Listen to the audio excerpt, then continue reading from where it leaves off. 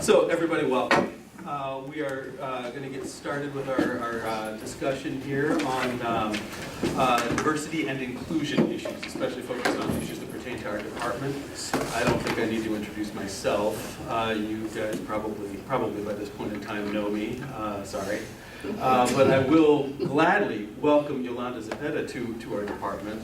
And I'm going to ask Hassan Jeffries, the chair of our Diversity and Inclusion Committee, to do the introductions. Let me briefly just say before I hand it over to Hassan, we are at the beginning of January, and we're going to have a series of diversity and inclusion programs unfolding over the course of the year. This is, what year is this? 2019. 400th anniversary of the initial sale of enslaved Africans in North America. 400 years this year. And so this is going to be the core of a program that will be unfolding. Probably as we move into next semester, we're going to have some discussions of that issue. This semester, we'll bring together all interested parties, but some things to look forward to anyways as we commemorate that. All right, I will stop, hand the floor over to Hassan. Thank you very much. Absolutely, thank you very much. I'm going to be brief and clear. That's just how I roll. I'm teaching a course, African American History, through film this semester, and we meet in the Gateway Movie Theater. And I walked into a class with 60 students, and in the very front row, there were two young African American male students. And I got excited. I was like, fantastic, this is gonna be wonderful. But out of 60, there were only two others, right? So sort of looking back at my experience here at Ohio State, I have never had, even though I teach courses in African American history, and everybody's assuming, oh, the class is full of black people, right? Latinos, like, actually, no, not really.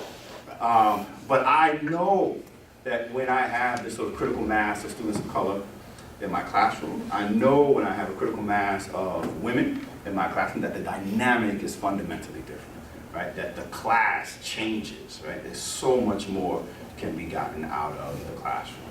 Well, look, when Scott reached out, he was like, hey, Hassan, you got to think about strengthening our department through diversity, not only of sort of faculty members and staff, but then also of students, that this tapping into our students of color, tapping into the diverse populations here at Ohio State will make our department stronger, will enable it to grow. I knew exactly who to reach out to because Yolanda Zepeda over at ODI not only knows what to do in terms of getting diverse population, diverse people into departments, both at the faculty level as well as at the student level, but then also knows what to do with them when they're here, right? Because it's not enough just to open the doors if you don't have systematic and sustained programming to keep them engaged so that they can develop and grow. That's faculty as well as students. The email that went out earlier lists her credentials. She knows what the hell she's talking about. Right? That's all you need to know. So thank you for coming. I'm going to turn it over to you, and I'm going to grab my seat and take copious notes. Thank you. Thank you, Hassan. Professor Parker, welcome.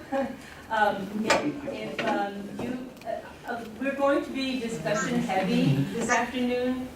So I just speak up when you have something to share, okay?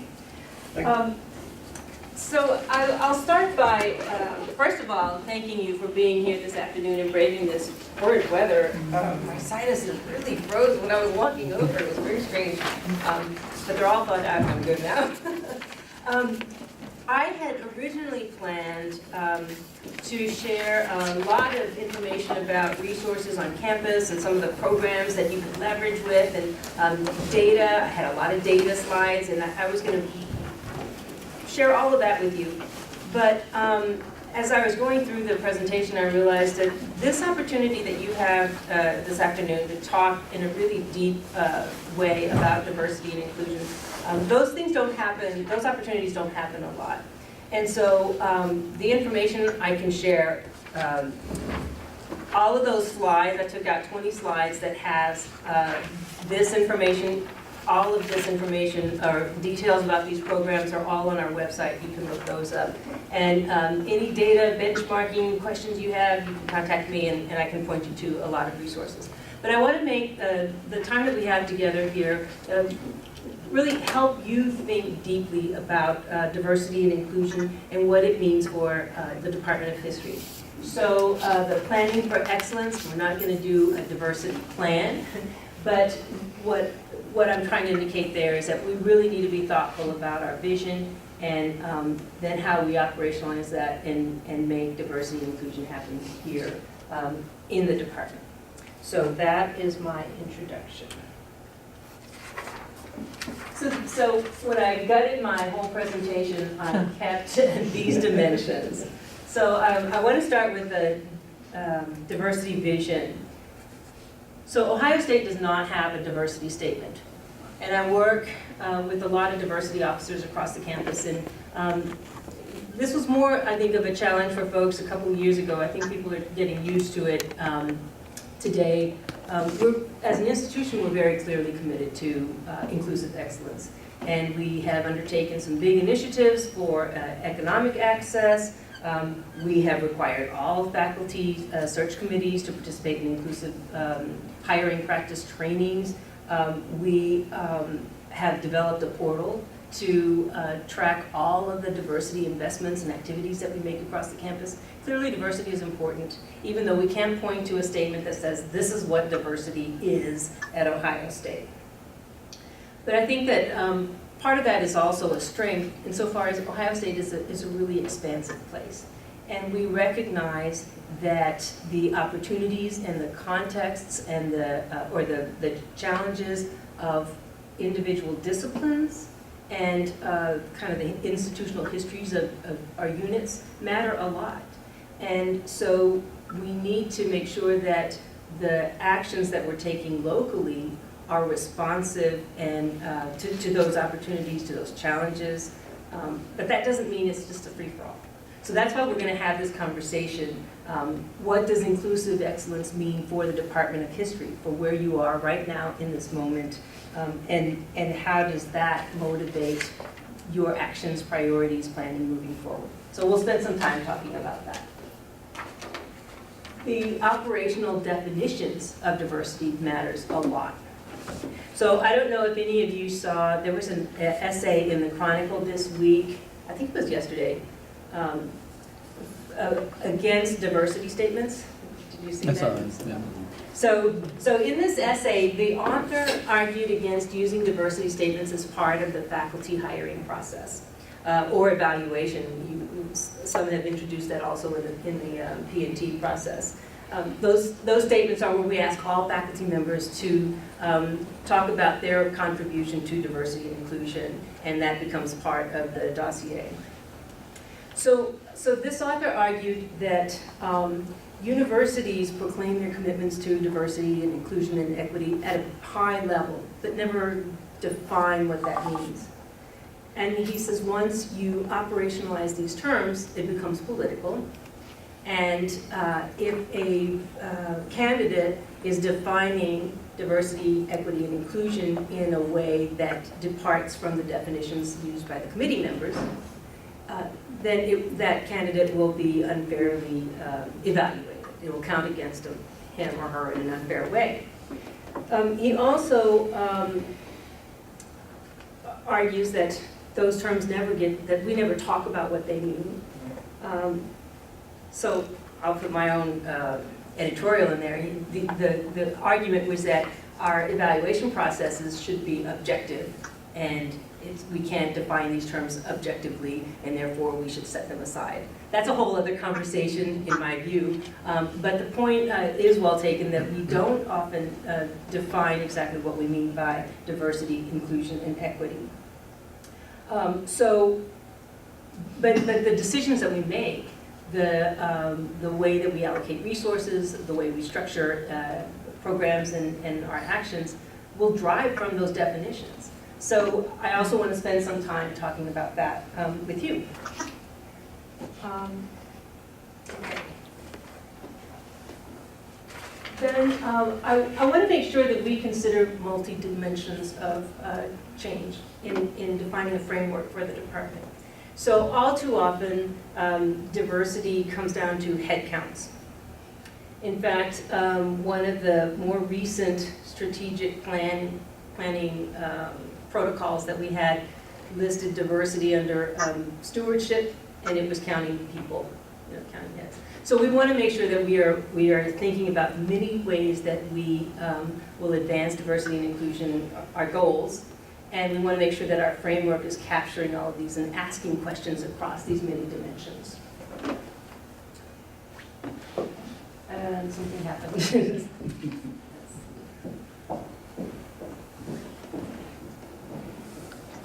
Okay. So, and then, so then the actionable areas. This is where we get to the meat. What I would like to do then is look at some areas, and specifically undergraduate students, graduate students, and faculty and our climate, and just raise some questions and really think critically, take some time to think together and talk about the ways that our everyday practices shape what happens in those areas, and also to strategize how we can strengthen what we're doing to advance our diversity and inclusion goals in those areas. And then very briefly, I'll mention some resources if we haven't run out of time, but I did share this listing. And I'll probably mention some things along the way too, if there are some resources that might be really helpful for you to think about. Okay, so why does diversity matter to you? And I'd like you to think about diversity as an individual, as an historian, as a faculty member, and also as a member of the Ohio State, the university community. So thinking about President Drake, and he has emphasized inclusive excellence through many of his speeches in our strategic plans. So he talks about diversity or inclusive excellence often. We also are a land-grant institution. So we have a special charter, an obligation to serve broadly the citizens or the residents of Ohio. So perhaps your motivation for diversity is driven from that. The association, what is it, American Historical Association, has a statement of commitment to diversity and calls clearly the diversification, I'll quote just one sentence that stuck out to me. They said the diversification has added to the richness of historical inquiry, and the profession as a whole would be diminished without it. So there is clearly motivation as a discipline. Also, after the Grutter case, the Supreme Court case on diversity in higher education, there is a whole body of literature that sought to document the educational benefits that flow from a diverse student body in particular. And so though that literature is really addressing political engagement, civic engagement, the ability of students to engage across race and ethnic diversity or differences, and also the teaching students to be successful to live and work in a diverse society. So those are the kinds of educational benefits flowing from diversity, but also a strong motivator and a lot of programming that developed around that literature. And then there's also the business case, or diversity as value. And there is some research that's been done by Cedric Herring that looks at faculty rankings and controlling for all the typical things that normally predict rankings or status, like publications and grants and all of those things. Controlling for those, there is an added effect of faculty and of gender and race diversity that he has found. And that's across disciplines.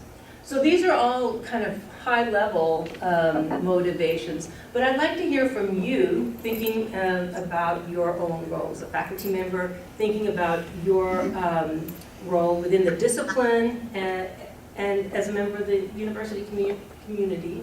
What are your thoughts? What motivates you around diversity. I guess the two things that leap to mind are a sense of obligation. I come from different spaces myself, and I want to pay that back. But then second, and maybe more selfishly, as Hassan alluded to, I have found here at Ohio State in the 6-7 years I've been here, I enjoy the classes that are more diverse much better. I actually have a better experience as a professor. I'm just sort of thinking about why that is. I've been teaching these survey classes, volunteering over the last bunch of years, and in those survey classes, because of the nature of what I teach when I'm teaching upper level classes, my students are less diverse in all kinds of ways, and I spend more time engaging with a kind of back and forth defensiveness about certain kinds of issues. I feel like we don't actually have the same kind of levels of conversation that I do in these other classes. And I'm not really sure why that is. I'm loath as a teacher to think there are certain kinds of students that I can pigeonhole. I think I move against that. Students are students in a certain way, and that's an important part of the art of what I do. And yet I know that objectively the classes that I teach that are less diverse are more of a challenge and are less rewarding to me as a professor.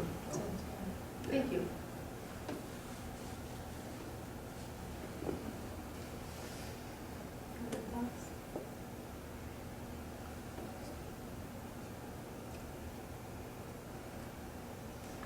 First, let me say I'm sorry for coming late. I came straight from class. A little bit of role modeling as well. I think it's important for students to see faculty who are women, who are of different ethnic groups, etc., so that they know they can aspire to do something like this if they want to. Diversity in terms of content for what we teach, so that we can realize everyone has a background. It's not just white men's history that matters. I want to echo what Sarah said about, I think, the importance of serving as role models, because it seems to me, now I've been in the profession 30 years, maybe statistically the number of faculty or historians of color has expanded, but it's not obvious in the institutions where I've been teaching. So I think, and I know there's tremendous demand on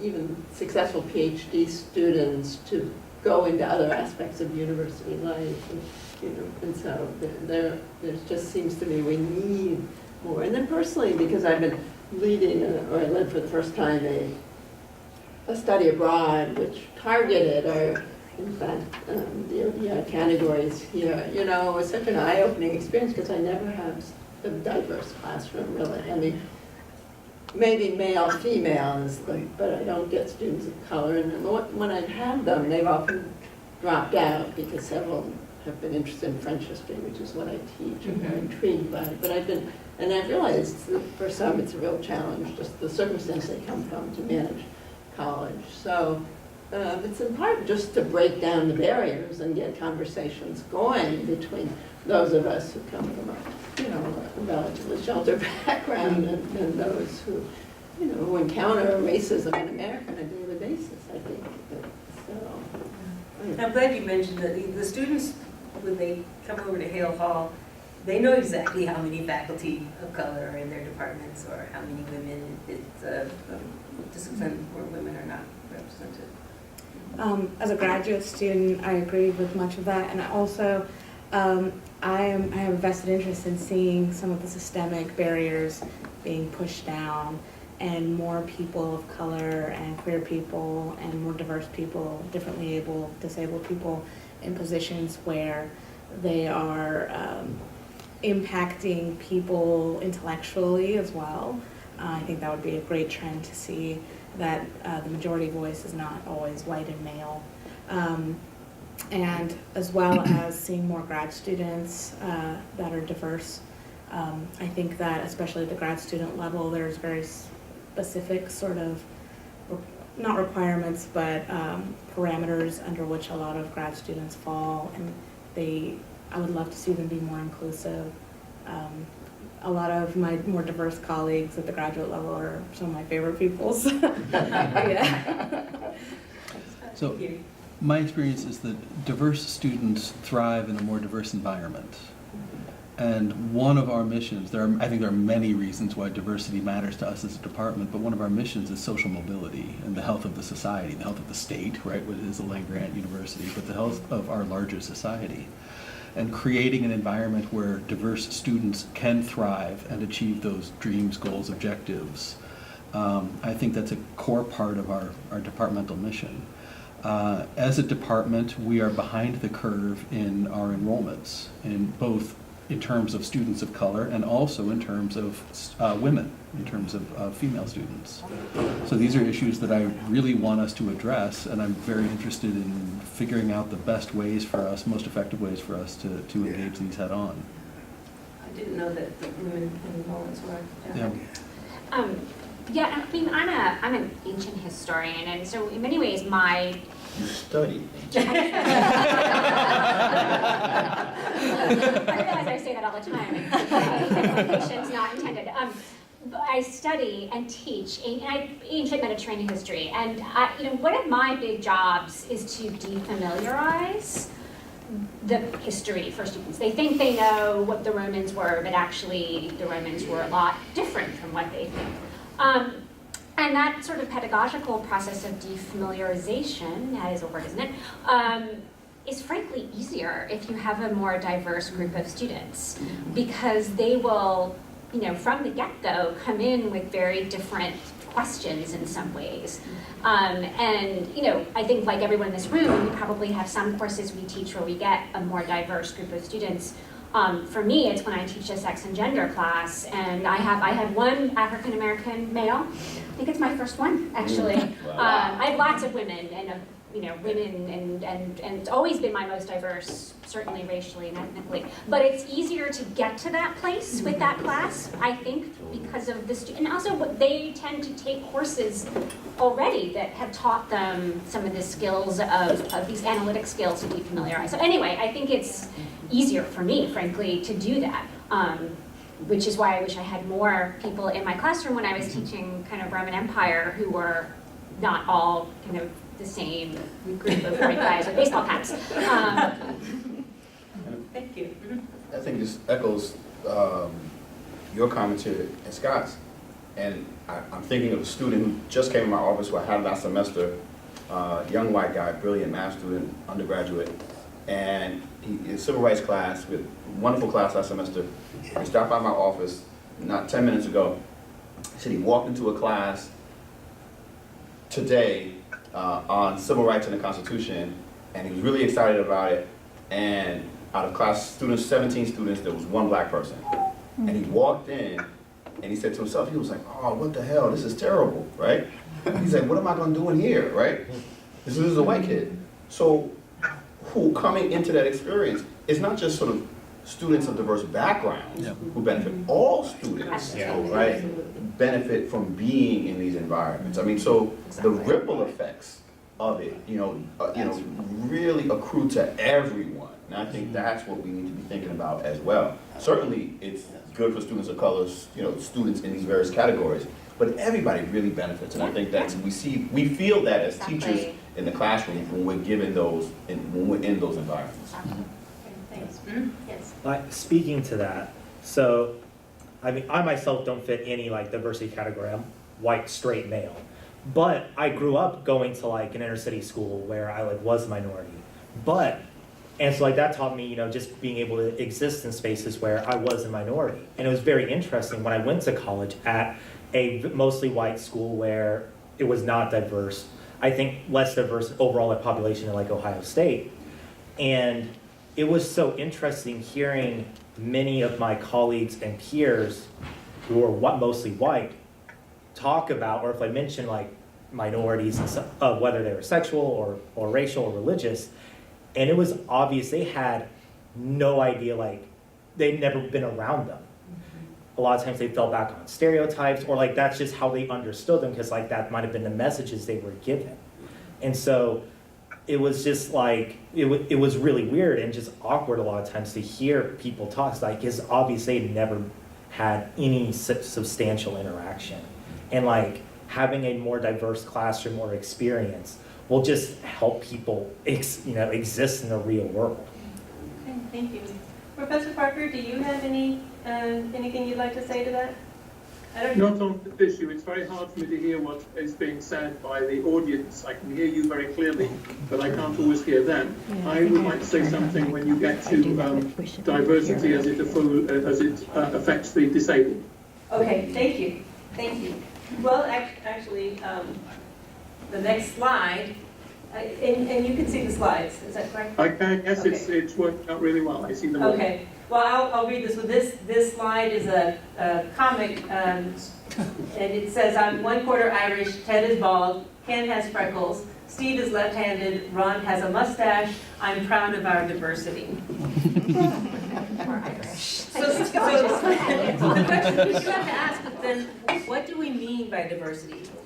So we've talked a lot about how diversity can enhance what we do in our goals. There, at Ohio State, we recognize that there are many dimensions. We define diversity broadly and in an inclusive way. So race, gender, age, religion, ability status, sexual orientation. We want Ohio State to be a place where all can thrive. But when it comes down to our actions and really affecting change, we have to operationalize what we mean. That's going to drive the kinds of programs, the kinds of investments that we make. So these are some ways that diversity is, some perspectives on diversity. I'll just mention these. One is equity. So our concern with proportional representation of historically underrepresented groups. So it's looking at the numbers. We can also think about economic access. So Ohio State has a large Appalachian population, and we are making very heavy investments in to remove the financial barriers to middle and low income students. So that's another way to view diversity. Perhaps our view is focused on race and ethnic groups, helping them to succeed. It sounds like a lot of the conversation that we're having here. Is that me? I think it's Professor Parker's mic okay. on his computer, but Okay, let me sorry. take that from you, because I've actually turned on the overhead mics instead, Oh, so okay. they probably can hear you on those. Oh, that would be great, okay. So race and ethnicity is another focus for diversity perspectives. Then there are other groups, LGBTQ, the disability community, other identity groups, intersectionality. Then we also have those who advocate for colorblind diversity. Let's not call out any single group. Let's just make sure everybody is successful. And there's also a term, I say this with hesitation, but I've seen some references to the snowflake, because snowflake has another connotation, but that the snowflake, that everyone is unique. And so there's no, let's not call out any groups. Everyone has a unique contribution to make to diversity. So those are all different ways. We won't unpack all of those, but I want you to be very aware that these are all, when you say diversity, you may have something completely different in mind than Hassan, and certainly Professor Parker, as you mentioned, your concern is with the disability community and access for that community. We have to say it. We have to say what we're talking about. But that means we have to have a process. Who gets to decide what we're talking about? Is there only one way to operationalize these terms and to define diversity? Or is there room for multiple definitions? But is it a free-for-all? I would argue it's not, because our resources, our time, everything is finite. But we have to talk about those things. We have to be explicit. And I would recommend processes where you have these conversations and you talk about it. You don't have to have one chiseled in stone definition. And if you don't fit in this definition, then your perspective doesn't count. But we still have to have some shared understanding. Let me see where I'm going.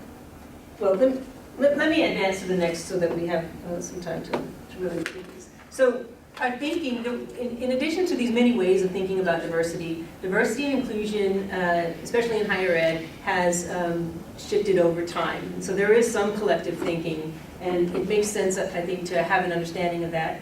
Talking to historians, you probably all know this, and I know that there are some in the room who have much stronger understandings of these than I do, but in the 1960s, when we had, that's when the civil rights era, affirmative action evolved at that time, and that's when a lot of our university efforts came into being, and there was a social consciousness about inequality that served as a foundation for a lot of our efforts.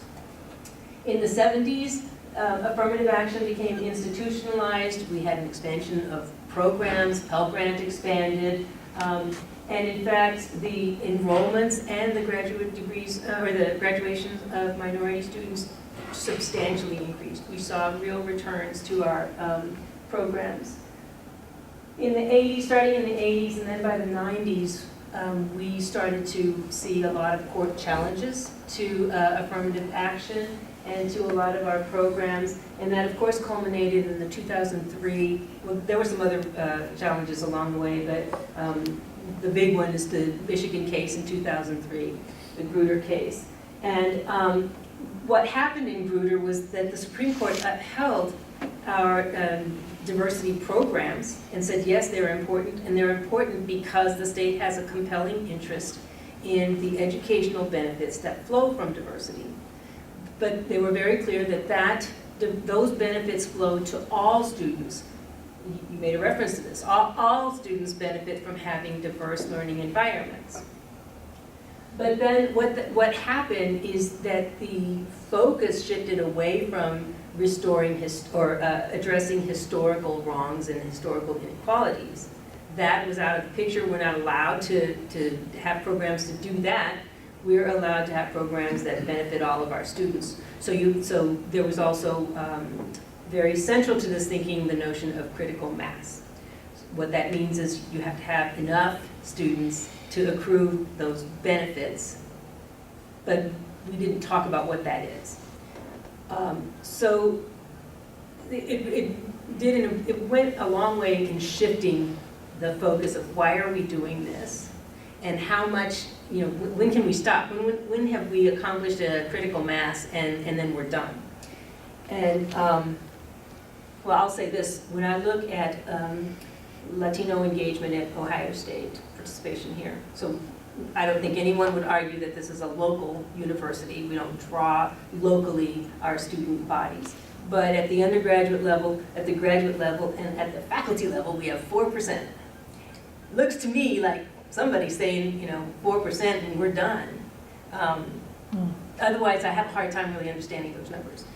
But even more, I want to tell you a little bit about Ohio State's history, because it's also really impactful.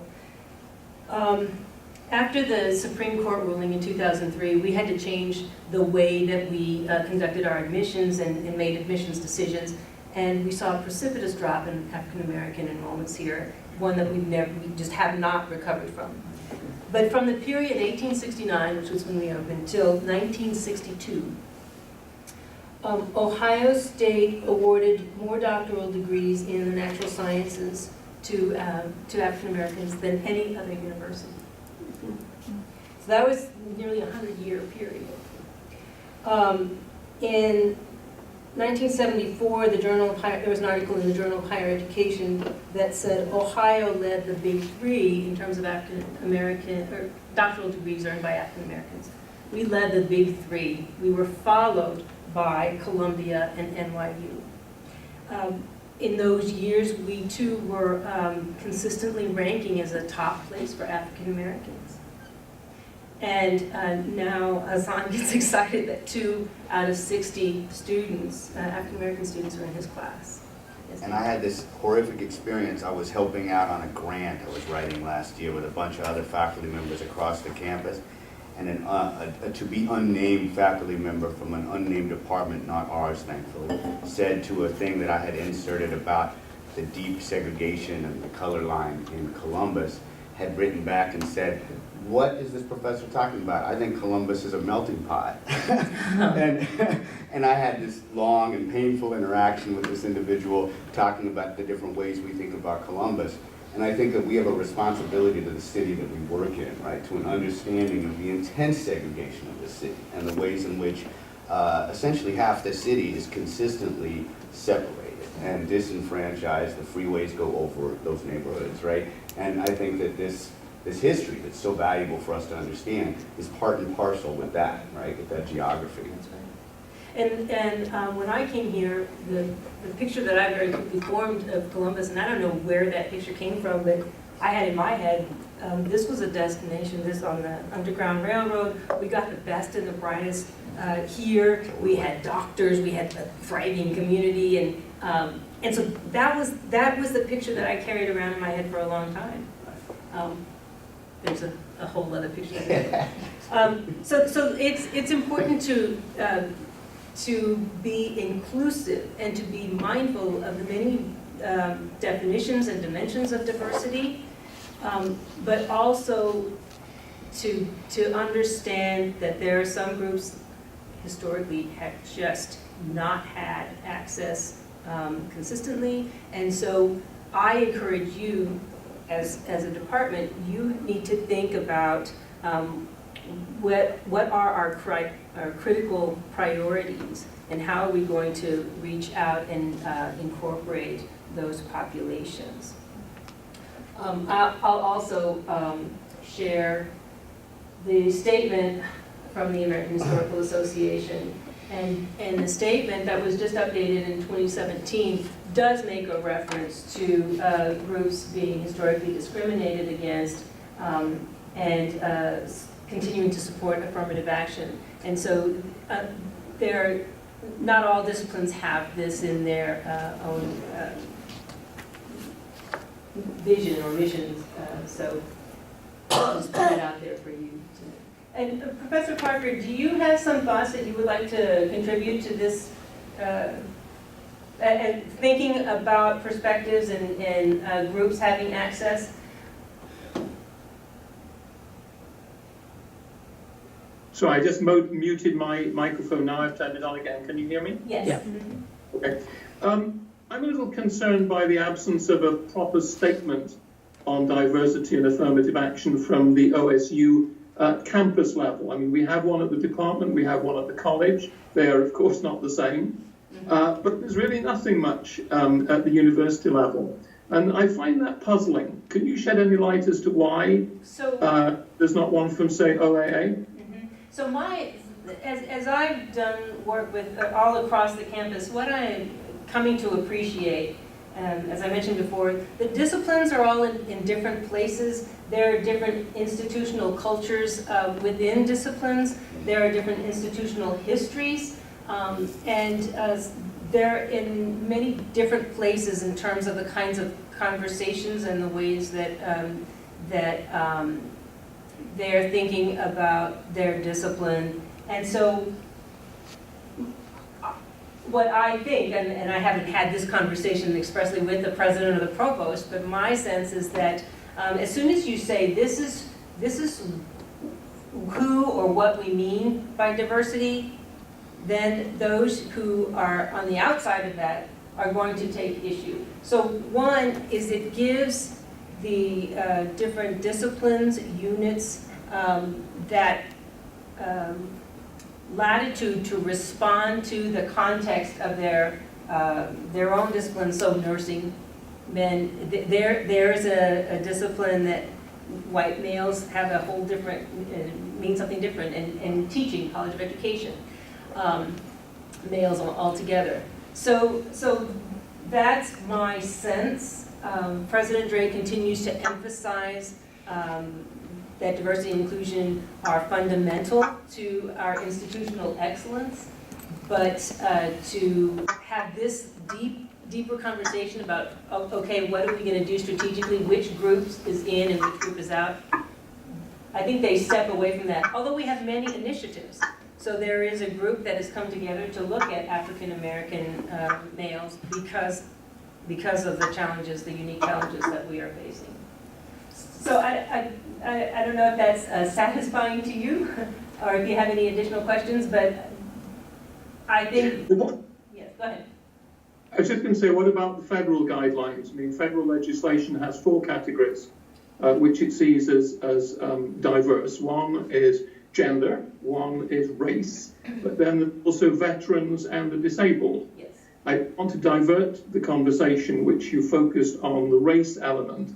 I just think, again, it's curious that the university cannot come up with a formula, even if it's repeating what federal legislation says, a single formula which covers a broad spectrum. And individual colleges can follow that or not. But there should be, I think, a university statement that we are in favor of diversity and affirmative action, which is university-wide. Yes, and so as part of that, there is this new diversity, it's an affirmative action position, as I understand it, inclusive equity and inclusion position that refers more directly or responds more directly to the requirements of federal legislation. And I think Title IX and ADA and those issues are coming under that position, but it's my understanding is that's more of a compliance. And when we think about diversity and we think about gender identification and sexual identities, and there are many other dimensions of diversity, and we don't want to limit our thinking to kind of a reactive compliance. We want to be broader than that.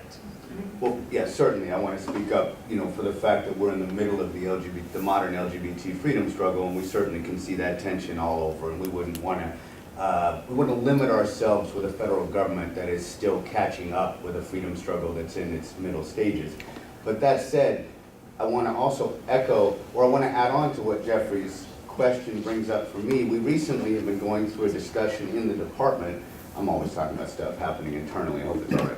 We've been going through a discussion in the department about what exactly the graduate enrichment fellowships mean, right? Because that's a lot of money, and it's we have to take time to write these nomination letters, and we have to pour over the applications for graduate admission and decide who and who won't be accepted for an enrichment fellowship under different guidelines.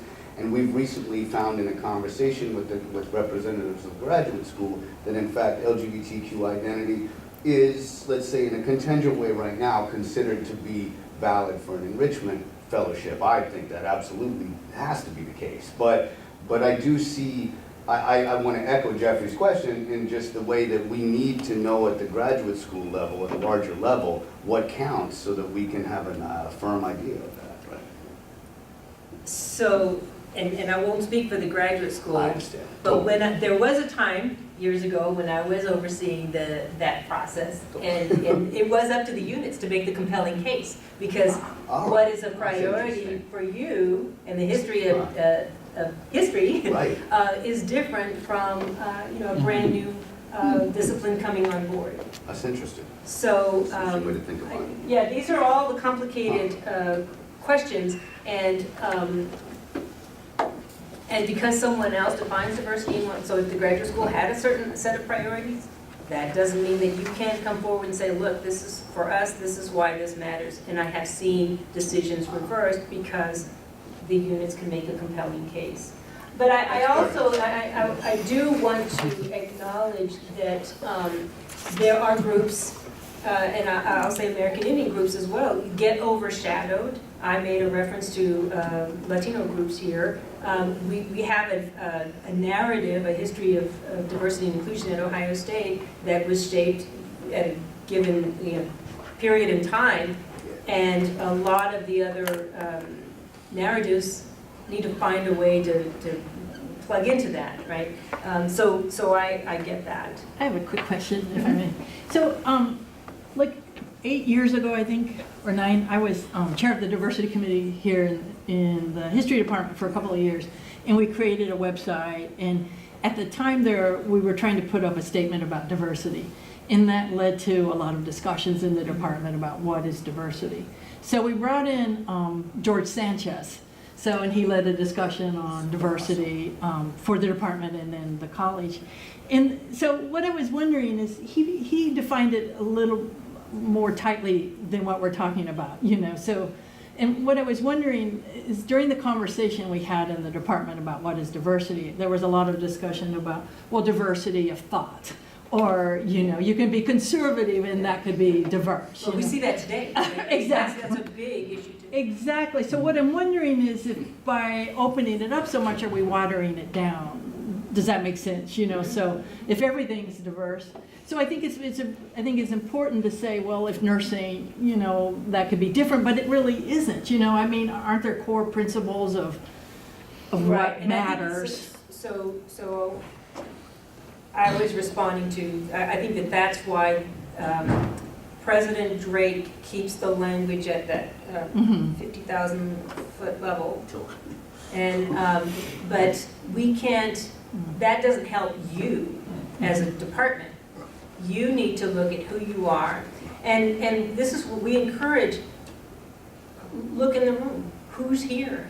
Who's not here? Who gets to participate in making decisions? Who doesn't? Who is advancing? Who gets here and then leaves without progressing?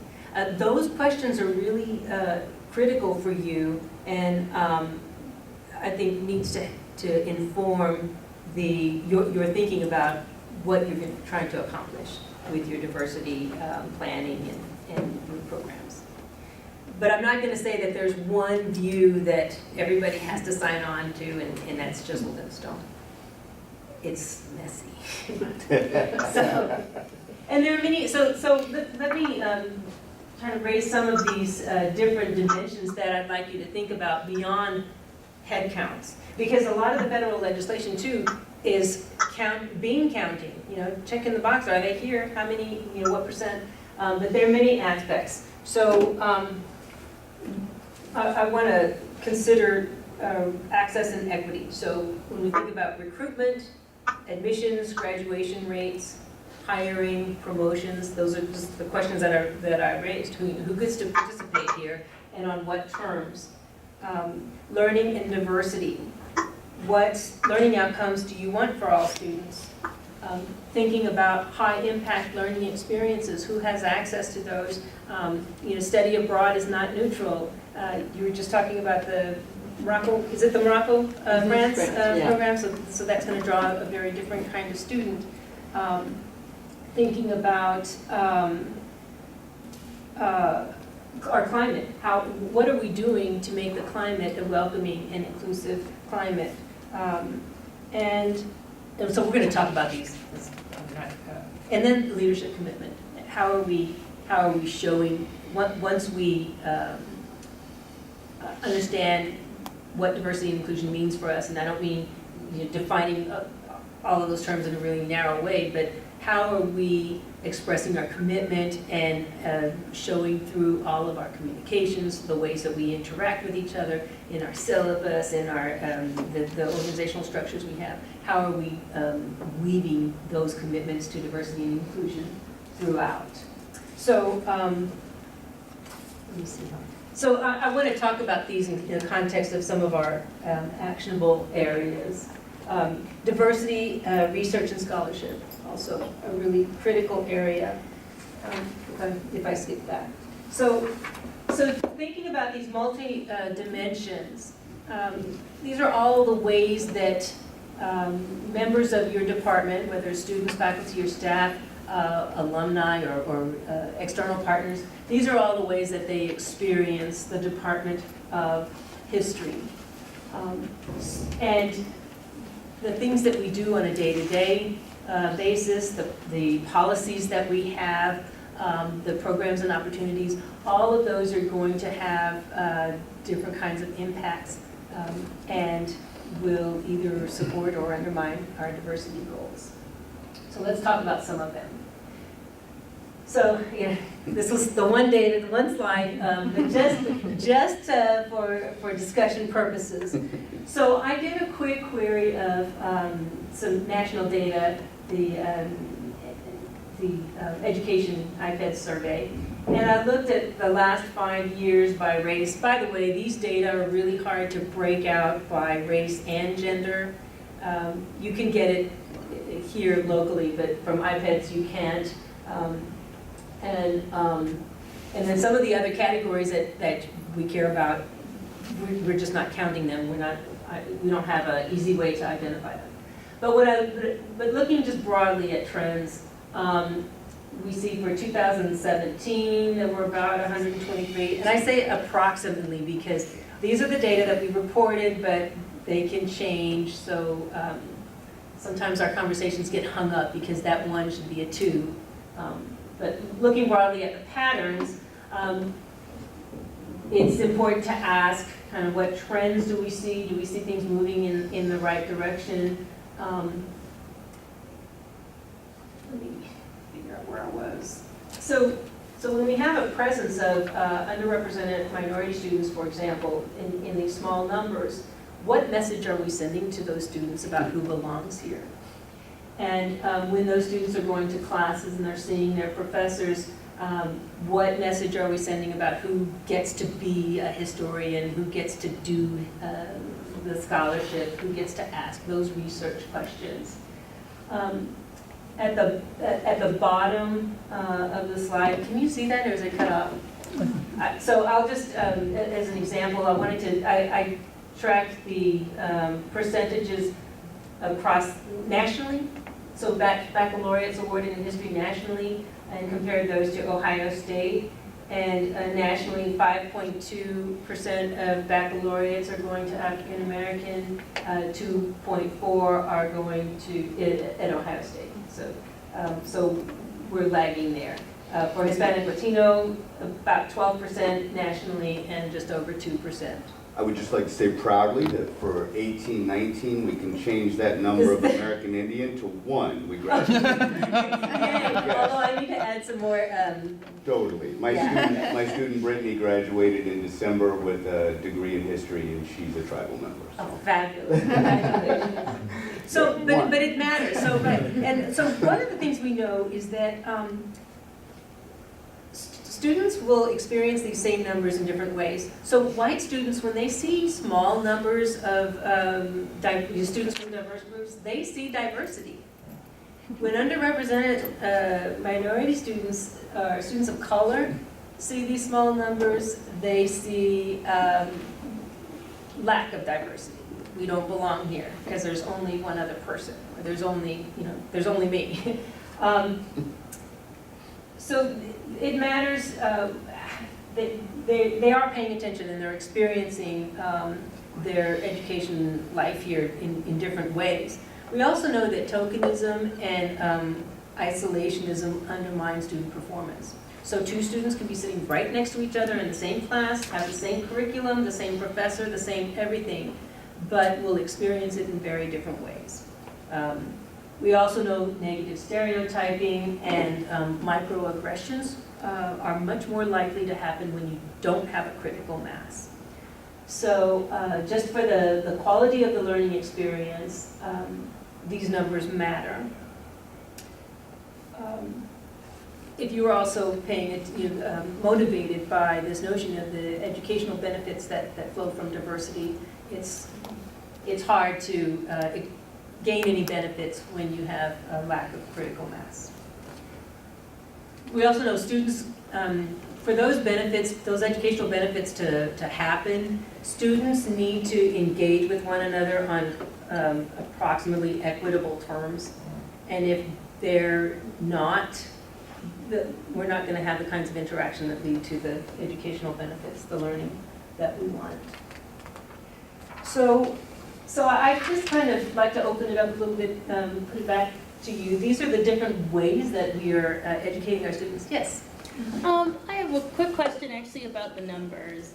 I mean, where are all the minority students? What are the majors that they do populate? You know, when we started sharing faculty data with all of our campus units, and we were sharing unit data, we got this question, where are all the faculty? They're not here. I know for a fact there are more minority students than what we're seeing there now. The faculty is a different topic, right? History is one department, but these numbers are not unusual. But there are more students, AAAS, African American Study, have more African American students. What I'm looking at, Latino students, they tend to be, they look more like majority students in the sense that they're in engineering and business, heavy focus, but there's very few of them here. So there are some majors, some comparative studies also has some students, those that appeal, but it's not that there is one department that's really being successful, that's got it. So, sorry, I'm just gonna follow. Where are all the Asians? We have a lot of Asian students on our campus. They're so not in the history department apparently. There are tons in my classes. My classes too. Right? They do have high enrollments in engineering and business, but there are a lot of students who are doing other things as well. But yeah. So these, of course, these are our majors, right? Yeah. These are the BAs that are being awarded in history. So the students who are enrolling from Asian countries that are actually Asian who are coming here, they have to take the gen ed courses. Exactly. So they're finding their way into our courses for that reason. In terms of majors, English is outperforming us with both students of color and women, and significantly. Women make sense though. I mean, I'm sorry, but faculty in English departments is usually mostly women as well. That's another part of that dynamic, exactly. Do we have enrollment numbers disaggregated? Do we have enrollment numbers disaggregated for history classes? Oh, yeah. And what does that look like? It looks awful. Sad. So it looks like this. It looks, it's just like, it looks like this, and it looks, actually, it's better than this, but it's still pretty awful. I mean, this is horrendous, but these are majors. When we look at the enrollment numbers for the department, we're still, I mean, we're 5-6 percentage points below average. below average to the U.S. For the university, departments? for the university, yeah. Which is not where I want us to be. But what you said about they're cheating because they have limited faculty, that's the strategy, right? Faculty, but having faculty that reflect those communities helps a lot. So when we think about challenges, our students, so academic preparation, we know that the state of public education in the U.S. is a big challenge for us because students don't have access to college prep curricula across groups. For those of you who are not aware, ODI has a tremendous program, the Young Scholars Program, which works with students throughout their high school years in the 9 central city school districts. And it's low-income students, but they tend to be students of color because that's the way school is structured here. But those students get a full financial aid package to Ohio State when they graduate. And if you're thinking about outreach, there's time to reach those students and help them think about history through their preparation throughout their years. I just want to say, so I spent the first 3 years of my career here totally over there at Hale with the Moral Scholars all the time. I gave them lectures, they read my book, one incoming class read Radical Relations, and I gave them talks throughout the year. I encourage all of you to get to know the Moral Scholars. It is one of the most important, incredible programs on campus, and what you all have done over there is just phenomenal. Right? It's all of these notions of diversity broadly conceived in the most incredible operational framework you can imagine. It's superb, but I have a question. So Matt Anderson over in Molecular Bio, who's Cherokee, and myself have long been thinking of setting up talks and communication lines to the different counties here in Ohio, to the Native American centers. It's very powerful ones historically, up in Cleveland particularly. And we have contacts, and we could go up there, and Matt's in hard science, and I'm in history, and we've developed a whole program by which we could give talks and encourage tribal members in different spaces around the state. There are no of course, federally recognized tribes, but folks who come from communities to get into the Young Scholars Program. But what I've wondered is, are we doing something that is illegal because we are focusing on a particular ethnicity at that point and encouraging them to get into the pipeline? I just wanted to ask you about the logistics. No, and so for now, Yeah, because of the Grutter ruling, right. they upheld strategies and outreach. We recognize that if we didn't do targeted outreach, we wouldn't have students, and we need to have the students in order for white students to benefit from the diversity that students of color bring. So that's, Totally. yeah. All right, thank you. And so, That's awesome. I would love to hear more about that. We also have a high school mentoring program called LASER, where students are going out into the Columbus area schools to work with Latino students. So if you're interested in getting engaged in any of those, it's hard to build the programs from scratch. And what you're saying is you have the connections to the community. That's the and thing. exactly, And we're both because we tribal don't have members, that. which changes everything. Absolutely. Yeah. So thinking about that, other strategies or other ways that students are experiencing undergraduate education. One of the things we know is if students are coming in and they're feeling isolated or feeling that they need to compete with other groups to get some sort of educational resource or faculty mentors or faculty time or whatever the goodies are that you have to offer. Students of color experience those kinds of situations. They're much more alienated, and your numbers are small. Being intentional, thinking about ways to build communities across the student groups can benefit all of your students. So maybe rather than having one writing prize that all the students compete for, maybe there are some resources that support some interdisciplinary, scholarship communities or scholarly community project that reaches across groups or what have you. Education abroad, it matters the content and where you go. Service learning. I don't know if you have service learning projects in the department. That's a great way to reach out into the schools or reach out into these communities. And it can really enrich the educational experience of the students who are here now, but also can help to build the pipeline for students who are on their way to Ohio State. So I don't know if you have any other thoughts or anything that you're thinking about in terms of these kinds of components. So I'll just say this, as you give some more thought about what you're trying to accomplish, that listing of ODI programs, this is 2 pages of, we reach out to all sorts of communities. And so we can provide administrative infrastructure, but our programs don't work without your engagement. So think about those resources. It seems that this is partly going back to the point that Jeffrey was raising about the question, the statement, diversity statement, there not being a diversity statement at the university level. That creates an opportunity for us in the department to prioritize and identify what aspects of diversity that we want to focus on, that we want to emphasize, both clearly sort of faculty hiring and the like, but thinking in the context of this conversation in terms of students. I mean, it seems that we just have to be intentional about who we want in our classrooms and then be proactive in targeting those groups at different levels. When you look at, it's a big ask, I think.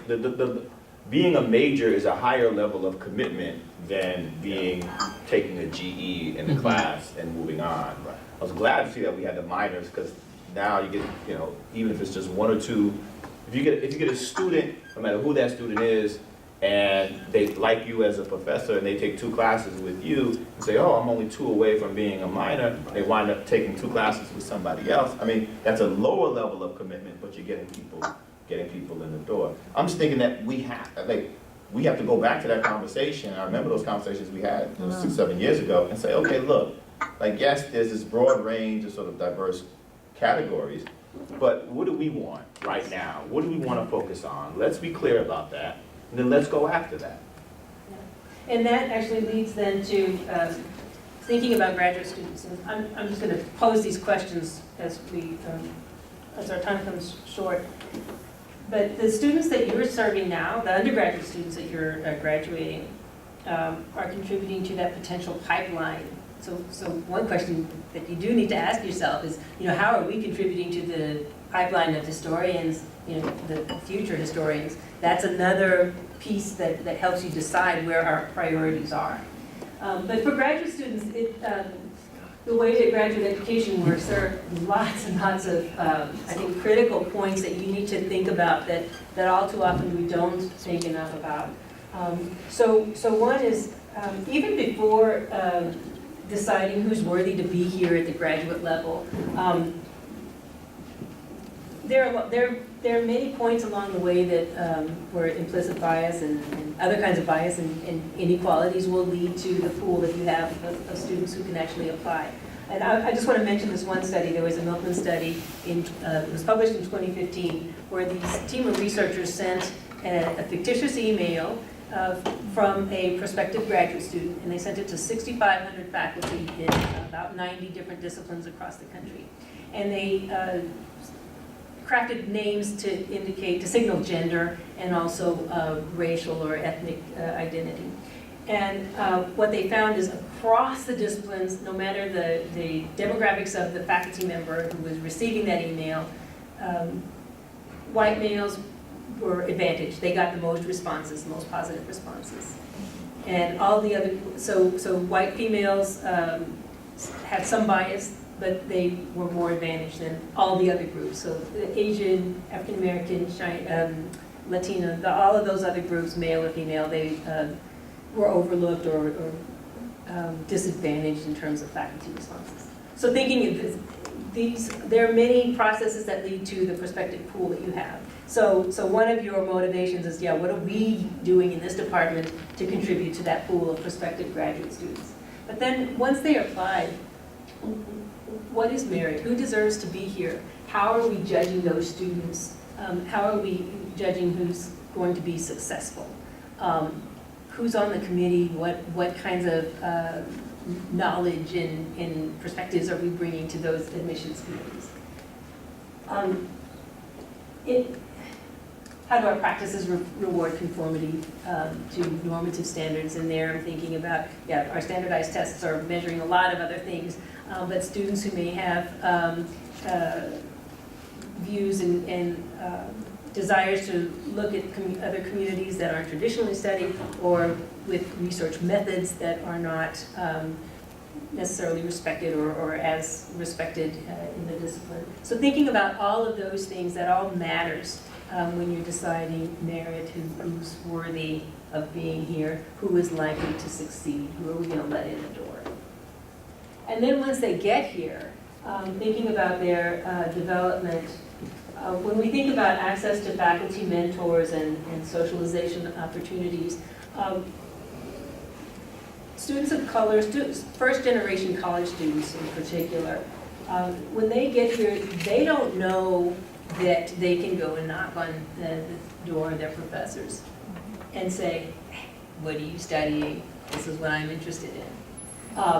So often what we find is when departments sort of assign an advisor or a mentor or someone that can receive the student and the student knows they can go to until they figure out how to navigate the department, that can be really useful. But if you do that for all your students, not just the students of color or not just the students that you deem are somehow marginal, those are some useful practices.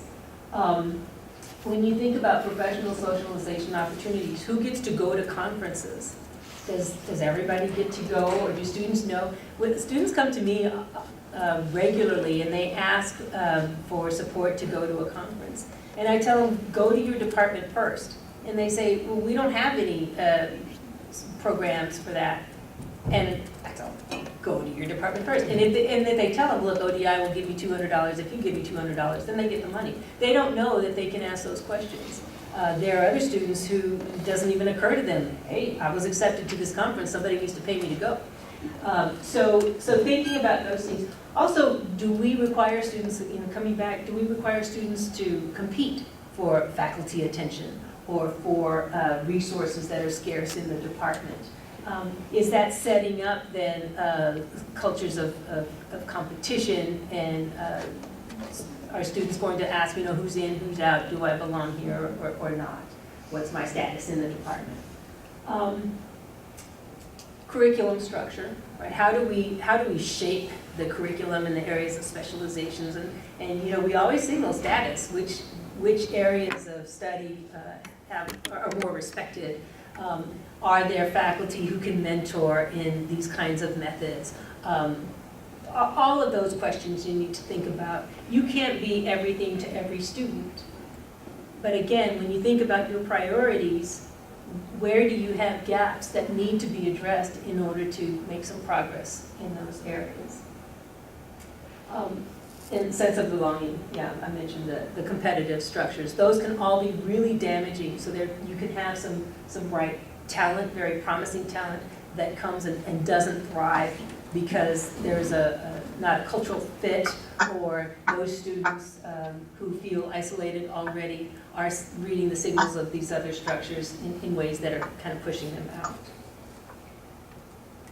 And the last thing, I'll just mention faculty, and we've talked about faculty here. This is a statistic that I've shared, and it shocks a lot of people, but looking at African American faculty, some economists looked at the representation in 1981 to 2013, and they projected based on those trends, that it would take 180 years for African Americans to reach parity with the population. I would argue that actually it's probably stretched out because we've slowed down, and it's probably... Of course, there's 400 years on the other end too, right? So really? That's right. So I put a lot of questions to think about our faculty diversity, but clearly, so I'm going to share all of these slides and invite you, as you do some digging and as you do some planning, I'm happy to work with you or point you to some resources. There are trainings, and I also shouldn't forget, climate of inclusion is also, it's not only the students. See, I do this all the time. We say our staff matters, and our staff do matter, I'm staff, but we always forget about them. But they are critical. Our students spend much face-to-face time with the staff, and our staff are creating this climate that is signaling to the students their value and their worth, and also supporting their success or not. So it's really important to think about how we involve staff in our diversity planning. And I'm sorry, 5 minutes out, so to be continued, okay? Yolanda, Jeffrey's got one more. Oh, yes, Jeffrey. Can I make it 6 minutes out for you? It's not your fault, it's mine. That last slide and the cartoon on it really grabbed my attention. Hassan very kindly sent me the slides in advance. When we advertise jobs, when we put out our literature for graduate students, and probably for undergraduates too, we have a form of words approved by ASC and OAA. We welcome applications from persons with disabilities. And remember, I've been at OSU 22 years. I always smile bitterly when I read that. Because the welcome ends the moment a disabled person arrives. Let me give you a concrete example. The room where you are now, 168. In May 2017, ADA agreed that they would install a power-assisted door so people like me in a wheelchair could get in. The actual order went in June 2018, and Scott can update me, but I don't think it's been installed today, which is January 2019. Still not there. So that may not be a microaggression, but believe me, it is very humiliating to have to keep asking. Yes, and it's also further, I guess, our students, we have a disability services office for students, and then we have the Scott's ADA office, and it seems that we've really broken up the expertise and the resources and whose job is it. And I know that there's a lot of confusion. Students come to me confused about what they have available to them. If they're coming as a teacher, as a GA, or if they're coming as a student, what kinds of supports. So I certainly appreciate your frustrations, and I will have those conversations back. ADA used to be an ODI, ADA is not any longer, and so there still is some confusion about how we respond.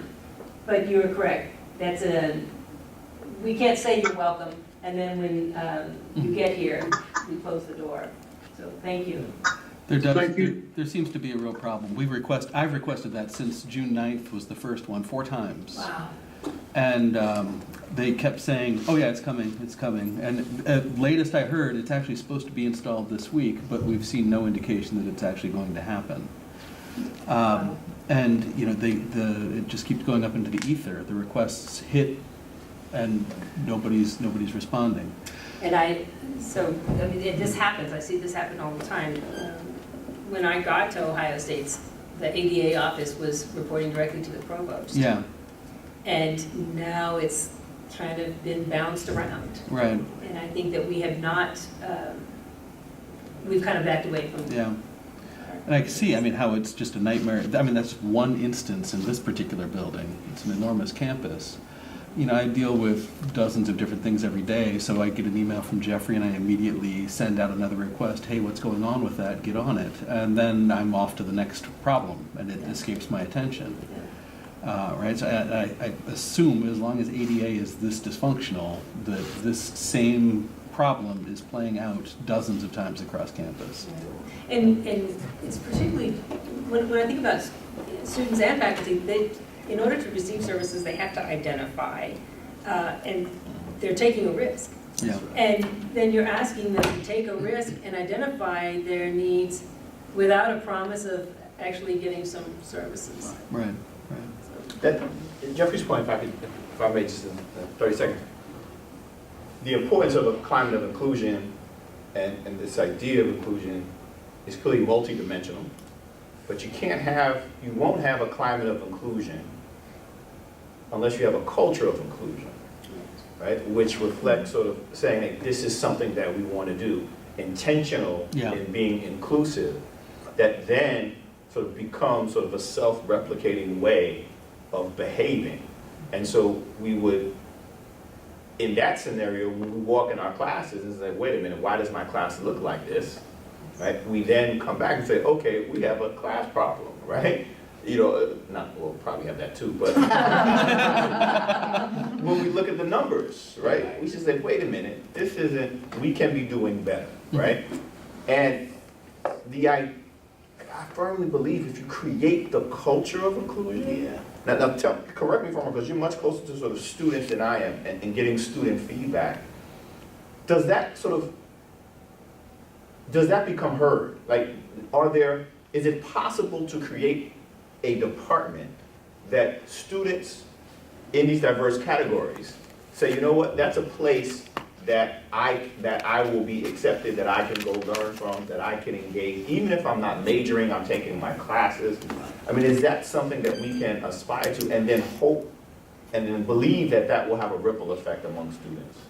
So I believe that, otherwise I wouldn't be doing this work, but I will also say that I haven't seen it yet. It's like Christianity. It's something that you aspire to, with whatever ideal religious orientation you have.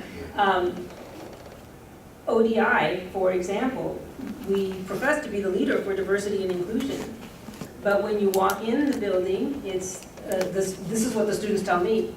Well, there's the Hale Black Cultural Center, and then I go to the second floor, and it's the African American males, and where do Native students, where do Asian students, where do Latino students? We can't, but then it comes back to this notion of, if it's everything for everybody, do you water it down? And so these are constant conversations we have to have.